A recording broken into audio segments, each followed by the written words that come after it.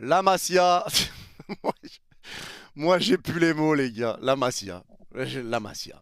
Salut les fraudes, j'espère que vous allez bien. On se retrouve pour une nouvelle vidéo. Et nouvelle vidéo débrief du match entre le FC Barcelone et le Vissel Kobe. Victoire 3-1 du FC Barcelone. Le Barça qu'on n'avait pas revu jouer depuis 2 mois, c'est le retour. Ça y est, le premier match de pré-saison, c'était aujourd'hui face à cette équipe du Vissel Kobe. Et ce débrief va se décomposer en 2 temps. La première mi-temps et la deuxième, parce que ça a été 2 équipes différentes. Un 11 qui a joué les 45 premières minutes, un 11 qui a joué les 45 deuxièmes minutes. Et là, sur la deuxième mi-temps, il y a des choses à dire, il y a des choses dont on va parler, mais d'abord, on va revenir bien sûr sur cette première mi-temps, et ça a été déjà un match qui, pour moi, est important pour le Barça. Parce qu'il ne faut pas tirer de grandes conclusions, que ça soit dans le positif ou dans le négatif, ça c'est une réalité. Mais aujourd'hui, tu as affronté une équipe du Vissel Kobe qui a mis de l'impact. Une équipe du Vissel Kobe qui a du temps de jeu, parce qu'ils ont déjà du rythme. Ils sont sur leur moitié de saison, donc ils sont en jambes, et tu l'as senti direct. Tu l'as senti direct. Parce qu'ils ont essayé de jouer très haut, de presser, ils ont essayé de t'étouffer un peu, de profiter de leur fraîcheur et de profiter un peu du fait qu'ils ont déjà du temps de jeu dans les jambes. Ils ont essayé de profiter de ça avec un Barça, eux qui jouaient leur premier match depuis 2 mois. Ils ont essayé d'en profiter. Ça a failli marcher, ils ont quand même réussi à faire un peu de mal au Barça en termes de pressing, de récupération, mais petit à petit le Barça est rentré dans son match, le Barça allait mieux, de mieux en mieux, et le Vissel Kobe s'est mis à reculer involontairement, mais ils ont reculé parce que le Barça gardait la balle, mais le Barça n'arrivait pas à être très dangereux, ça on va y revenir. Mais ce genre de match est important pour le Barça parce que c'est un match où les joueurs ont déjà en face de toi du rythme, ils ont déjà eu du temps de jeu, ils sont sur leur moitié de saison, ils te mettent de l'impact, ils te pressent, et ça c'est ce qui te permet de vraiment bien préparer ta saison. Donc même si c'est une équipe qui est un petit peu moins cotée ou autre, ils ont du rythme, pas toi, donc ça te permet de bien préparer ta saison et c'est une bonne chose. Et là tu vois déjà qui est à peu près prêt ou pas prêt, et là aujourd'hui il y a des joueurs qui sont passés à côté en première mi-temps, parce qu'en deuxième mi-temps c'était un festival, on va y venir après, chaque chose en son temps, dromadaire, tout ce que tu veux, on va y venir la Masia, on arrive pour tout ça.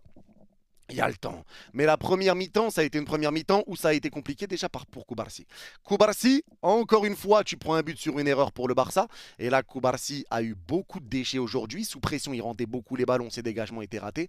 Et derrière, il y a cette perte de balle.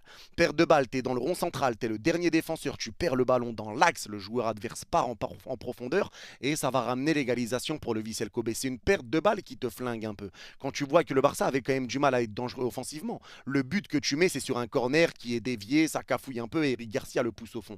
Mais la première mi-temps, ça a été dur parce que tu le sentais, Lamine Yamal, même s'il était en jambes, il y a eu des bonnes prises de balles sur les premières minutes, des bonnes accélérations, il était plutôt en jambes, ses dribbles, ça passait pas. Il a eu 15 pertes de balles en première mi-temps, Lamine Yamal. 15 pertes de balles, c'est énorme.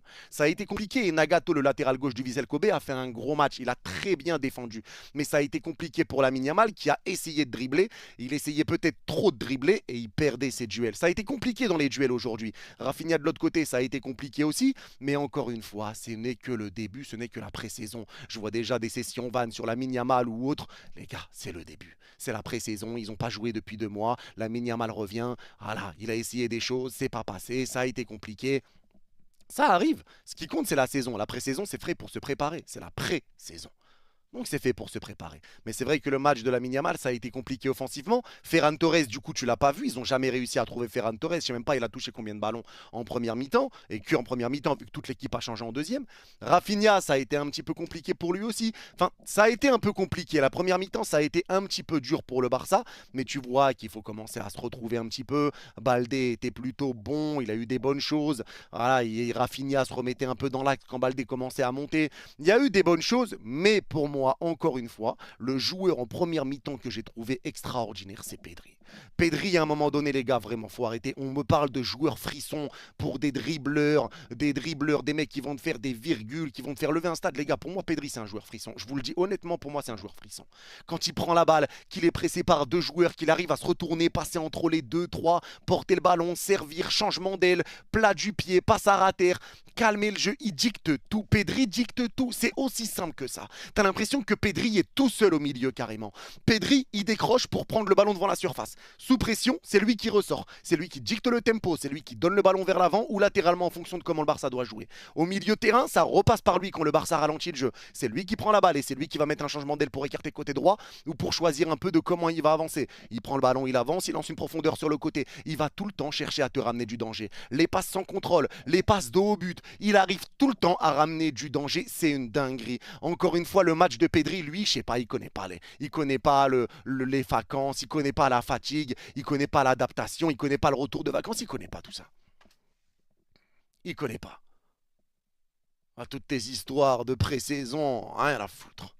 Rien à foutre. J'ai l'impression que Pedri n'a pas bougé. C'est le même Pedri qu'on a quitté il y a 2 mois. C'est le même. Ce mec-là, c'est la définition du football. Il est trop fort. Il est trop fort. Le match qu'il a fait aujourd'hui, waouh! Et partout, encore une fois, il a été partout. Pedri, exceptionnel match. Inigo a été très bon également sur la première mi-temps. Très bon match d'Inigo. Pareil pour Garcia. Et le gardien Juan Garcia. Alors, Juan Garcia, même s'il a encaissé un but sur la première mi-temps, c'est une parade à la base. Il fait une belle parade, ça revient derrière. Le but, il peut strictement rien y faire. C'est au point de pénalty, c'est frappé petit filet. Il est pris, il peut rien faire. Mais aujourd'hui, tu as vu quand même des bonnes sorties de la part de Juan Garcia. Et ça change de Ter Stegen. Ça change, on va pas se mentir, ça change quand même. Ter Stegen, le traître, clairement là pour les Barcelonais. Ter Stegen qui était poussé à partir, il ne part pas. Il demande si pour partir que tu lui payes son salaire et qu'il parte libre, que tu lui payes tout son contrat et qu'il parte libre. Il annonce lui-même qu'il a une blessure. Il annonce une blessure de 3 mois pour pas donner 4 parce que pour 4 il peut être désinscrit pour inscrire un autre joueur. Il annonce 3 mois alors qu'il n'a pas demandé la permission au club. Donc il bloque le Barça. T'as passé 10 piges au club. 10 piges, j'étais capitaine. Et tu fais ça à ton club. Moi, je comprends pas. Franchement, un mec qui fait ça au PSG, je pète un câble. Je pète un câble. Je pète un plomb. Et voilà, Ter Stegen, voilà, mais bon, au moins t'as Juan Garcia. Et Juan Garcia, tu vois quand même qu'il peut faire de bonnes choses. Mais ça a été une première mi-temps qui a été un peu compliquée pour ce Barça-là. Tu arrivais quand même à reprendre l'ascendant, à conserver le ballon, tu pressais bien, tu récupérais des ballons, tu ressortais bien du pressing. Mais ça a été une première mi-temps où offensivement, ça a été dur de te ramener du danger. Maintenant, la deuxième mi-temps. Alors, la deuxième mi-temps, moi, j'en ai marre. La Masia, chaque année, il y a un nouveau joueur qui sort de nulle part, il sort sa tête de la terre, tu le connais pas, tu l'as jamais entendu, et tu poses la question aux Barcelonais, tu leur dis c'est qui Dro? Dro? C'est Pedro Fernandez. Jeune crack de la Masia. Et il sort sa tête. 2008. 2008. Les gars, chaque année, la seule chose dont tu es sûr, il y a 2 choses dont tu es sûr chaque année. La première chose, c'est que les impôts, ils vont te rappeler. Les impôts vont t'appeler. Chaque année, ça c'est sûr. La deuxième chose, c'est qu'il y a un joueur de la Masia qui va sortir et qui va être là pour terroriser l'Europe. C'est une dinguerie. Vraiment. C'est une dinguerie. Il y a toujours un joueur qui sort de la Masia et qui est aimé déjà, encensé. Et là, Dro, je suis désolé, mais le match qu'il fait, parce qu'on parle, mais le match qu'il fait, l'entrée qu'il fait, les prises de balles, dos au but, il accélère rapidement, il est solide sur ses appuis, il est agile, il a une bonne prise de balle, il a une bonne frappe, il a été buteur, il met des bonnes passes, bonne vision de jeu, il vient aider. Et le match qu'il a fait, à voir si ça va durer, parce qu'il ne faut pas tirer de grandes conclusions, mais à chaque fois qu'on a vu des joueurs sortir de la Masia, les 2 derniers qu'on a vus et qui étaient impressionnants sur les matchs de pré-saison, c'était Bernal et Casado. C'était Bernal et Casado. Et regardez la saison que Bernal allait faire après il s'est blessé. Et regardez la saison de Casado. Dro. Dro, c'est trop. Dro, c'est trop, les gars. Moi, j'arrête. La Masia, c'est n'importe quoi. Vraiment, c'est plus la Masia, c'est le massacre. C'est fait pour massacrer l'Europe. C'est fait pour massacrer l'Europe. Moi, j'arrête. Mais Dro, la deuxième mi-temps a été très bonne. Les débuts de Rooney Bargi et les débuts de Marcus Rashford. On va commencer par Marcus Rashford. Et Marcus Rashford, lui, je l'ai trouvé en jambes. Moi, les gars, c'est vrai que ça n'a pas été le meilleur match de Marcus Rashford de sa carrière. Mais j'ai trouvé que c'était un Marcus Rashford qui était en jambes. Un Marcus Rashford qui faisait des super appels. Un Marcus Rashford qui était très bon dans ses contrôles. Un Marcus Rashford qui faisait des efforts défensifs. Il courait. Tu sens que c'est un Marcus Rashford qui est content d'être au Barça, qui voulait être au Barça. Il se donne, il essaye de jouer, il aurait pu marquer, il a eu une occasion, il aurait pu être passeur décisif, mais la frappe a été ratée, je crois que c'était de Bargi à ce moment-là. Il essaye de faire des différences. Moi, j'ai aimé le match de Rashford. Et je vous dis la vérité, quand j'ai vu son match, tu vois que ça peut être encore mieux. Mais quand je l'ai vu, je me suis dit, putain, ça va faire mal. Ça va faire mal. Parce que quand tu vois ce qu'il a fait en revenant de blessure pour un premier match en pré-saison, être aussi solide, faire ce qu'il a fait, franchement, s'il continue comme ça, moi je pense qu'il va faire très mal au Barça. Je vous l'ai dit dans tous les cas, je pense qu'il va faire une sale saison. C'est pas une bonne saison, je pense qu'il va faire une masterclass à Barcelone. Parce que pour moi, ça va parfaitement matcher. Maintenant, on verra, le temps nous le dira. Mais en tout cas, très bonne entrée de la part de Marcus Rashford et ça donne envie de voir la suite. J'ai hâte de voir comment ça va se passer, comment la saison va se passer pour Rashford et pour Rashford à Barcelone. Est-ce qu'il va réussir à passer titulaire? Comment ça va se passer? J'ai hâte de voir, mais en tout cas, entrée très prometteuse de la part de Marcus Rashford. Sur le côté droit, Rooney Bargi, acheté pour 2 millions d'euros. Et Bargi, lui aussi, très bon match. Très très bonne mi-temps qu'il a faite. Parce que Rooney Bargi a fait des récupérations. Il a décroché pour reprendre des ballons. Son jeu de haut but quand il décroche est très bon. Il est bon dans ses passes. Il a une bonne vision de jeu. Il est fluide. Il a mis des bonnes passes. Il a une vraie bonne qualité. Ce qu'il fait, il le fait bien. Il est propre. Rooney Bargi est propre et il arrive à ramener à faire des différences. Il provoque, il fixe, il dribble. Il a été buteur, il met un super but sur la passe de Lewandowski, plat du pied un peu excentré côté droit et il te le met petit filet. Sa qualité de pied, on la connaît de toute façon. On a vu les vidéos, ça l'appelait le Messi suédois si je dis pas de bêtises, mais son but magnifique. Et Rooney Bargi, encore une fois, lui aussi si ça continue, ça peut faire du bien au Barça parce que le Barça a un superbe banc. Ah, faut le dire, le Barça a un gros banc. Les deux 11 qu'ils ont mis, ils sont terrifiants. Ils sont terrifiants. Faut le dire, ils sont terrifiants. Les deux 11 qu'ils ont mis, ils sont terrifiants. Rien à dire d'autre. Rien à dire d'autre. Et quand tu vois le match qu'a fait Christensen aujourd'hui en défense centrale, Christensen impeccable, impérial, quand il y avait des contres pour le Vissel, il se plaçait tellement bien, il contenait le porteur de balle pour le forcer à s'arrêter et laisser sa défense revenir. Il a été parfait Christensen, tu le voyais haut pour intercepter, tu le voyais au contact, tu le voyais bien gérer, contenir, il a tout fait. Top performance de la part de Christensen, top performance de sa part. De Jong, top performance aussi. Top performance de Jong, des récupérations, des ressorties de balles. Il aère le jeu, il presse, il récupère, il redonne, il ressort. De Jong, top performance. Casado, top performance. Et c'est là que tu vois que le milieu de terrain Pedri, De Jong, Casado, je pense qu'on le reverra. Mais top performance encore une fois de Casado, top performance de Jong, top performance de Christensen, très bon match de Rashford, top perf de Bargi. Lewandowski passeur décisif et Lewandowski ça fait du bien aussi de le voir jouer comme ça. Lewandowski qui sur l'action, sur la passe de Rashford, la passe que Rashford met pour lancer Levan en profondeur, il est en 1 contre 1, il rentre dans la surface, il s'arrête un peu, il lève la tête, il voit Bargi, il lui remet et Bargi marque. Magnifique. Dro qui a été buteur, Dro qui fait une entrée, qui sort de la Masia. Qu'est-ce que vous voulez que je vous dise? La deuxième mi-temps du Barça, elle est terrifiante. La deuxième mi-temps, elle a été exceptionnelle de bout en bout. Elle a été monstrueuse. T'as roulé sur le Vissel, tu les as éteints, ils n'arrivaient pas à ressortir un ballon. Tu pressais. T'as revu le Barça, en fait. Ça pressait, ça jouait haut. Dès que ça arrivait à passer une ligne, tu te mettais à faire une prise à 2, à 3. Tu récupérais le ballon au milieu, tu les forçais à dégager. Tu récupérais le ballon encore. Tu pars tous à l'abordage, tu perds le ballon, tout le monde revient. C'était une super deuxième mi-temps. Super deuxième mi-temps. Rien à voir avec la première. La deuxième mi-temps a été terrifiante. Et je pense que ce Barça va faire mal parce que les gars, je sais qu'il y en a beaucoup qui disent Liverpool s'est renforcé, le Real se renforce, City se renforce, l'AC Milan se renforce, tout ce que vous voulez, toutes les équipes qui se renforcent. Oui, mais le Barça était fort cette saison. Le Barça était fort. C'était l'une des meilleures équipes du monde, le Barça cette saison avec Liverpool et le PSG.